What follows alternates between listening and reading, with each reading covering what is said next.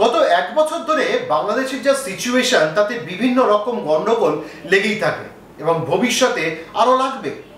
আওয়ামী লীগকে পুরোপুরি বন্ধ করে দিয়ে তার জায়গায় এনসিপি বা জাতীয় নাগরিক পার্টি তৈরি হয়েছে, যা সম্পূর্ণভাবে অনৈতিক এবং সাধারণ লোক কতটা এদের পাশে আছে সে বিষয়ে যথেষ্ট সন্দেহ আছে। বাংলাদেশের গোপালগঞ্জে বিশাল গন্ডগোল বেঁধেছে একটি সভা সমাবেশকে কেন্দ্র করে। জাতীয় নাগরিক পার্টি বা এনসিপি একটি সমাবেশ ডাকে, যেটা ঘিরে বুধবার চরম উত্তেজনা তৈরি হয় গোপালগঞ্জে। গুলি এবং গ্রেনেড হামলায় অন্তত 4 জন নিহত হন। প্রাণ হারান গোপালগঞ্জ শহরের উদয়ন রোডের বাসিন্দা দীপ্ত সাহা, যার বয়স মাত্র 25, কোটালীপাড়ার রমজান কাজী, যার বয়স সবে মাত্র 18 পা দিয়েছে, সদর উপজেলার ভেড়ার বাজারের ইমন, যার বয়স 24, এবং টুঙ্গিপাড়ার সোহেল মোল্লা, যার বয়স 41। পুরো গোপালগঞ্জে কারফিউ জারি হয়েছে। শেখ হাসিনা অজ্ঞাতবাস থেকে একটি অডিও ছেড়েছেন। এই সব নিয়ে আমরা কথা বলবো। নমস্কার, আমি দিব্যেন্দু, ইন্টারভিউ চ্যানেলে আপনাদের স্বাগত। শুধু যে 4 জন মারা গেছে তাই নয়, সুমন বিশ্বাস নামে টুঙ্গিপাড়ার এক বাসিন্দা গুলিবিদ্ধ হয়ে হাসপাতালে চিকিৎসাধীন। তার অবস্থাও বেশ সিরিয়াস। এছাড়াও গুলিবিদ্ধ হয়েছেন আরও 8 জন। সরকারের অভিযোগ, এদের বেশিরভাগের উপরেই গুলি চালান আওয়ামী লীগ ও নিষিদ্ধ ছাত্রলীগের সশস্ত্র কর্মী সমর্থকেরা। শুধু তাই নয়, আওয়ামী লীগের সমর্থকদের উপর গুলি চালানোরও অভিযোগ ওঠে পুলিশের বিরুদ্ধে। কিন্তু শেখ হাসিনা তার অডিও বার্তায় বলেছেন যে অন্তত 7 জনের মৃত্যু হয়েছে। এনসিপি নেতৃত্বের দাবি, গোপালগঞ্জ পুরসভার পার্কে তাদের সমাবেশ ছিল। তার আগে কয়েকশো সশস্ত্র আওয়ামী সমর্থক জয় বাংলা স্লোগান দিতে দিতে তাদের সমাবেশস্থলের দিকে এগোনোর চেষ্টা করেন। এখানে একটা কথা বলে রাখি, জয় বাংলা স্লোগানটি সম্পূর্ণভাবে বাংলাদেশের একটি রাজনৈতিক দলের স্লোগান। আওয়ামী লীগের স্থানীয় নেতা মোহাম্মদ পিয়ারের নেতৃত্বে উন্মত্ত জনতা মঞ্চ ভাঙচুর করতে শুরু করেন। তারা পুলিশের গাড়িতেও আগুন জ্বালিয়ে দেন। হামলা হয় জেলা শাসকের বাসভবনে। পুলিশ ও সেনা সাউন্ড গ্রেনেড, কাঁদানে গ্যাসের সেল ও গুলি চালিয়ে পরিস্থিতি নিয়ন্ত্রণে আনেন। তবে কোনো রকমভাবে এলাকা ছাড়ে এনসিপির নেতাকর্মীরা। সংঘর্ষে মৃত্যু হয় 4 জনের, অন্তত 9 জন গুলিবিদ্ধ হন। আহত হন আরও প্রচুর। এনসিপির মুখ্য সমন্বয়ক নাসিরউদ্দিন পাটোয়ারির কথায় আওয়ামী লীগের নেতাকর্মীরা এই হামলা চালিয়েছেন। এই সময় পুলিশ ও সেনা নিষ্ক্রিয় ভূমিকা পালন করেছে বলেও অভিযোগ করেন তিনি।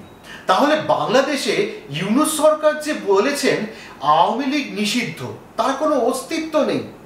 যে দলের কোনো অস্তিত্ব নেই সেই দল এত বড় গন্ডগোল পাকায় কি করে, আপনারা বলুন তো? কোনটা সত্যি? অস্তিত্ব নেই নাকি ইউনূস সারাক্ষণ মিথ্যে কথা বলেন? আসল গল্প হলো বঙ্গবন্ধু শেখ মুজিবুর রহমানের জেলা গোপালগঞ্জ।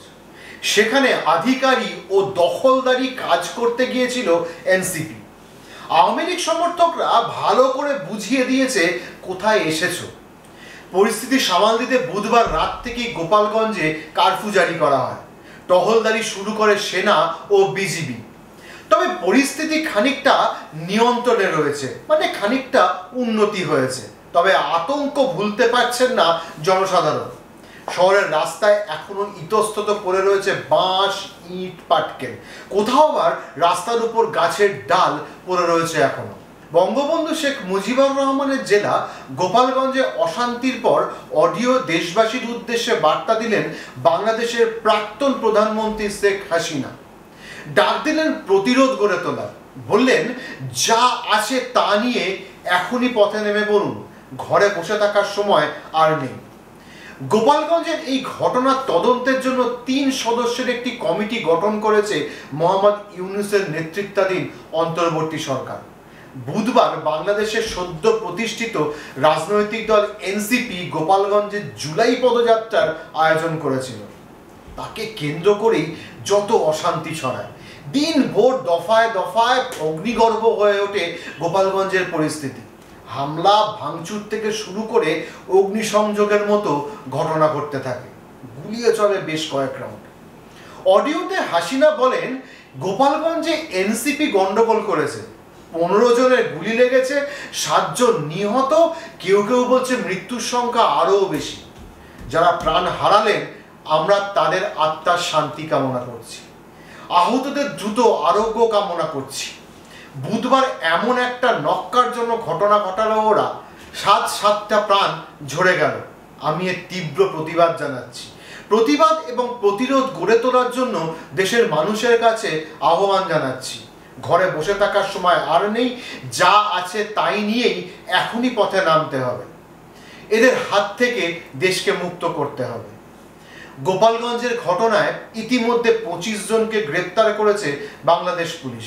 হামলাকারীদের সঙ্গে সংঘর্ষে আরও অনেকে আহত হয়েছে। এনসিপির অভিযোগ, হাসিনার আওয়ামী লীগ এবং নিষিদ্ধ ছাত্রলীগের সদস্যরা এই অশান্তি করেছেন। তাদের পদযাত্রায় হামলা চালানো হয়েছে। পরিস্থিতি সামাল দিতে গোপালগঞ্জে 24 ঘন্টার কারফিউ জারি করেছে প্রশাসন। ইউনূস যে তদন্ত কমিটি গড়ে দিয়েছেন তার মাথায় আছেন বাংলাদেশের স্বরাষ্ট্র মন্ত্রকের সিনিয়র সচিব নাসিমুল গনি। এছাড়া এই কমিটিতে থাকছেন জনপ্রশাসন মন্ত্রক ও আইন ও বিচার মন্ত্রকের অতিরিক্ত 2 সচিব। 2 সপ্তাহের মধ্যে প্রধান উপদেষ্টার কাছে এই কমিটি রিপোর্ট জমা দেবে। বৃহস্পতিবার বাংলাদেশের স্বরাষ্ট্র উপদেষ্টা লেফটেন্যান্ট জেনারেল জাহাঙ্গীর আলম চৌধুরী জানান, গোপালগঞ্জে অশান্তি হতে পারে এমন তথ্য তাদের কাছে ছিল, কিন্তু তা যে এত বৃহৎ পরিমাণে হবে তা বুঝতে পারেনি কর্তৃপক্ষ। দোষীদের বিরুদ্ধে উপযুক্ত পদক্ষেপের আশ্বাস দিয়েছেন তিনি। বাংলাদেশে ময়মনসিংহে অবস্থিত সত্যজিৎ রায়ের একটি পৈতৃক বাড়ি আছে, যেটি ভেঙে ফেলা হচ্ছে। 1989 সাল থেকে 150-র বেশি বছরের পুরনো এই বাড়িটি বাংলা শিশু একাডেমির ভবন হিসেবে ব্যবহার করা হতো, কিন্তু 2007 সাল থেকে নিরাপত্তার কারণে সেই বাড়িটি থেকে সরিয়ে নিয়ে যাওয়া হয় শিশু একাডেমিকে। সম্প্রতি সেটি ভেঙে একটি বহুতল নির্মাণের সিদ্ধান্ত নেওয়া হয়, এমনকি বাড়ি ভাঙার কাজও শুরু হয়ে গেছে। রায় পরিবার বাংলার সংস্কৃতির অন্যতম ধারক ও বাহক। উপেন্দ্র কিশোর রায় বাংলার নবজাগরণের একজন স্তম্ভ ছিলেন। আমাদের পশ্চিমবঙ্গের মুখ্যমন্ত্রী মমতা বন্দ্যোপাধ্যায় বাংলাদেশ সরকারের কাছে অনুরোধ করেছেন যাতে বাড়ির রক্ষা করা যায়। ভারত সরকারের তরফ থেকে বলা হয়, সত্যজিৎ রায়ের পৈতৃক ভিটে ভাঙার খবর আমাদের নজরে এসেছে। বাংলার নবজাগরণের সঙ্গে এই বাড়িটি অঙ্গাঙ্গিভাবে জড়িত। দ্রুত এই বাড়ি ভাঙার কাজ বন্ধ করা হোক, সেটাই মঙ্গলের হবে। বরং কিভাবে এটিকে নতুন করে গড়ে তোলা যায় বা কোনো সংগ্রহশালা হিসেবে গড়ে তোলা যায় কিনা সেটা ভেবে দেখা উচিত। বাংলাদেশ সরকার উপেন্দ্র কিশোরের বাড়িটিতে কোনো সংগ্রহশালা করতে চাইলে ভারত তাতে সম্পূর্ণরূপে সাহায্য করবে বলেও জানিয়েছে। ইউনূস সরকার আশ্বাস দিয়েও কিছু করতে পারবেন না। বাংলাদেশে কিছুতেই শান্তি ফিরে আসবে না যতদিন না রাজনৈতিক শান্তি আসে, আর সেটা ইউনূস সরকার নিজেই চাইছেন না। গদির মোহ, গদির লোভ তিনি ত্যাগ করতে পারছেন না। এমনকি আর্মি চিফ বলা সত্ত্বেও তিনি কোনো কিছুতেই কান দেননি।